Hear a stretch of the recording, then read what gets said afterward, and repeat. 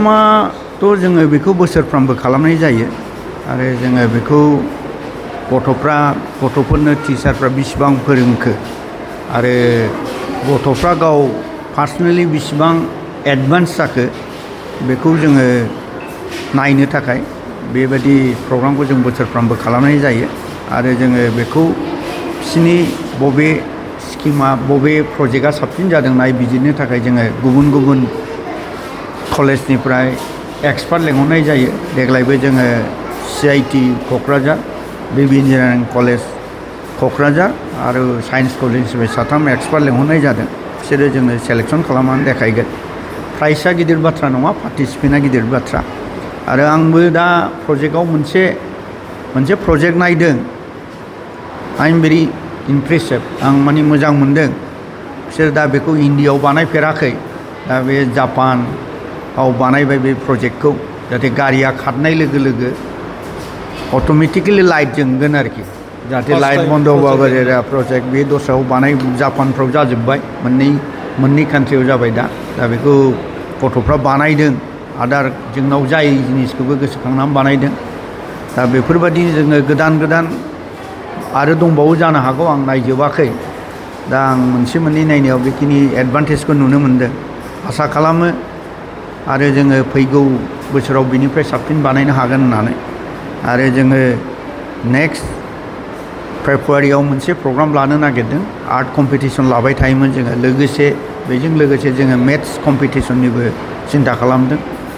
जोंनि डिस्ट्रिक्टनि गेजेराव सोर स्कुला पार्टिसिपेट खालामो बेखौ जोङो लेंहरगोन। जेरै आर्ट कम्पिटिसनाव जोंनि डिस्ट्रिक्टनि गासिबो स्कुलफ्रा फैजोबो आरो बेजों लोगोसे जोङो जाय आर्ट कम्पिटिसनाव सावगारि बादायलायनायाव बाहागो लायो आरो जाय मेथामेटिक्सआव बाहागो लायो, आलाग-आलागसो जोङो बेखौ खालामनाय जागोन। सावगारि बादायलायनाय आरो सानखान्थि बादायलायनाय लानाय जागोन जोङो। दा बेखौनो आङो गासिबो गार्जेनफोरखौ खावलायो, गावनि गथ'फ्रा जाहाथे जिखियावनो प्रग्राम जाया मानो, जोंनि स्कुलनिल' प्रग्राम नङा, दस्रा स्कुलफ्रा जुदि लेंहरबा बाव पार्टिसिपेट खालामनांगौ, नुजाथिहैनांगौ। माने बियो मोनसे एक्सपिरियेन्ससो। बेखायनो आङो बयखौबो खावलायो जाहाथे आं आसा खालामो क'क्राझार, स्पेसियेलि जोंनि बे क'क्राझार डिस्ट्रिक्टखौ जोङो जाहाथे एडुकेसन हाब बानायनो हायोबा मोजां जायो होननानै सानो। आङो बयबो इन्टेलेक्सुवेल जे गोरों गोराफोर दङ बिसोरखौ खावलायो जाहाथे जोङो साफ्रोमबो जोंनि बे एरियानि सुबुंफ्रा सोलोंथायाव हेफाजाब होयो। बेखौनो मोनगोन होननानै आसा खालामो। खालि आं हारसिङै नाजाबाल' जानाय नङा, जोङो बयबो लोगो लायनानै जुदि नाजायोबा जोंनि क'क्राझारनि गथ'फ्रा गुबुन हादराव थांनानै मोजां रोखोमै फरायनो हागोन। आरो आङो स्पेसियेलि मोनसे खावलायनाय थाबावो, जोंनि मानसिफ्रा सानो जोंहा रां रुफा गैया। आजिखालि फरायनायाव रां रुफानि गोनांथि गैया। आजिखालि अल अभार दा वर्ल्ड बुहुमाव जेसेबां कान्ट्रिफोर दङ बिसोर स्कलारशिप होयो। दा बेखौ जोङो सम सम मबाइलाव नेटआव नायबाय थानांगौ। मबाइल नेटनि गेजेरजों बिसोरो अनलाइन परिखा होनो हायो। होनबा बिसोरो गथ'आ जुदि बे परिखायाव पास जानाय लोगो लोगो 100% स्कलारशिप मोनो, फैसानि दरखार गैया। बेखायनो गरिब आरो दोहोनिनि खोथा गैया।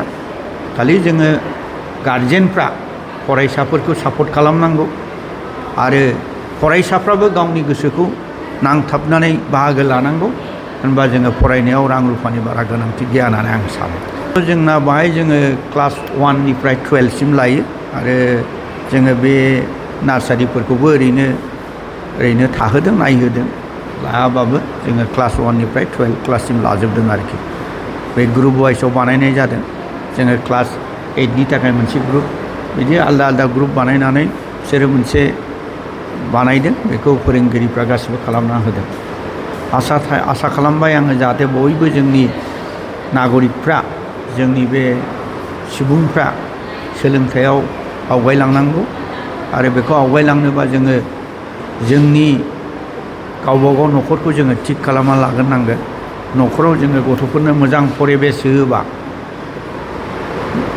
जाहाथे गावनि फरायसाखौ जोङो गावनि गथ'खौ मोजां परिबेस होयोबा बयबो फरायसाया रोंगौथायखौ मोनो खुनु आंनि साननाय मथ' खुनु फरायसाया रोङै गैया आंथ' बेखौ बुंनो हायो आरोखि जुदि जोङो जोनोम जानायनि 2 बोसोरनिफ्रायनो जेब्ला रायलायनो रोंबाय रायलायनो रोंनाय लोगो लोगो जोङो गथ'खौ जोंनि जेखिनि रोंनांगौ गथ'आ बेखिनिखौ शिक्षा होयोबा साफ्रोमबो गथ'आ सोलोंथाइखौ लानो हागोन बाहाय सोरबा गरिब धोनिनि खोथा गैया सोरबा रोंगौ रोङैनि खोथा गैया गासिबोनि ब्रेना समानजोब मेलेमा समानजोब दा बेखायनो आं खावलायबाय जाहाथे जोंनि बे ओनसोलनि रायजो राजाफ्रा जाहाथे सिखोन साखोनखौ लाखियो डिसिप्लिनखौ मानिनानै सोलियो होनबानो जोंनि गथ'फ्रा आवगायलांगोन होननानै आं आसा मिजिंथियो प्रेजेन्ट इडुकेसनाव जे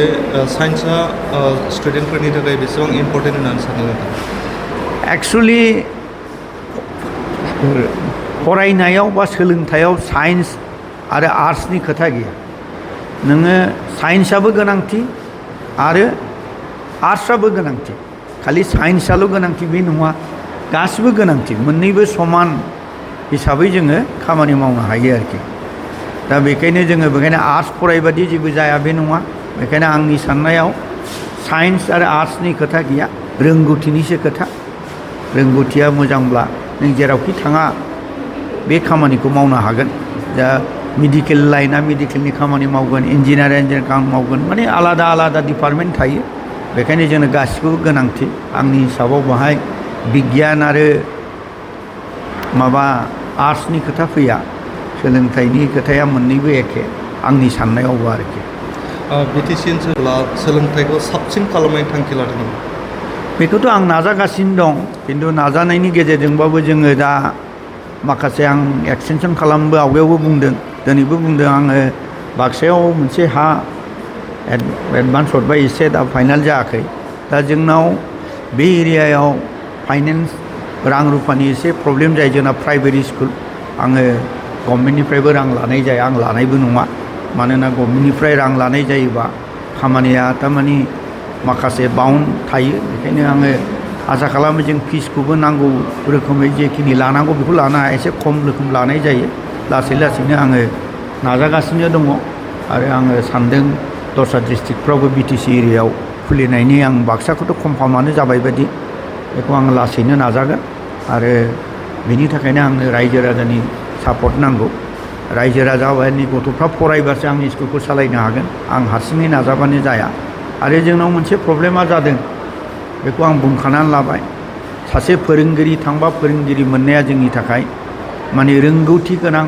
फोरोंगिरि मोननाया जोंनि थाखाय बिराद प्रब्लेम जानानै फैयो आरोखि जोङो मोनो इन्टारभिउ होफैयो मोनसे इन्टारभिउनि थाखाय जोङो 10 बारसो इन्टारभिउ लाबाबो जोङो सासे रोंगौथि गोनां फोरोंगिरि मोननो थाखाय जोंनाव प्रब्लेम जानानै दङ दा बेफोर जोंनि थाखाय मोनसे इस्यु बेखायनो आङो बयबो फरायसाफोरखौ खावलायो साख्रिया जोबनो गैया नोंनि रोंगौथियासो गिदिर बाथ्रा नों रोंगौथि दङबा नोङो एनि टाइम इउ गेट दा जब नों जेरावखि थाङा मानो नोङो खामानिखौ मोनखागोन बेखायनो आङो जाहाथे साफ्रोमबो फरायसाफोरखौ गोसो होनानै रोंगौथि गोनां शिक्षाखौ लायो बेखौनो खावलायनाय थाबाय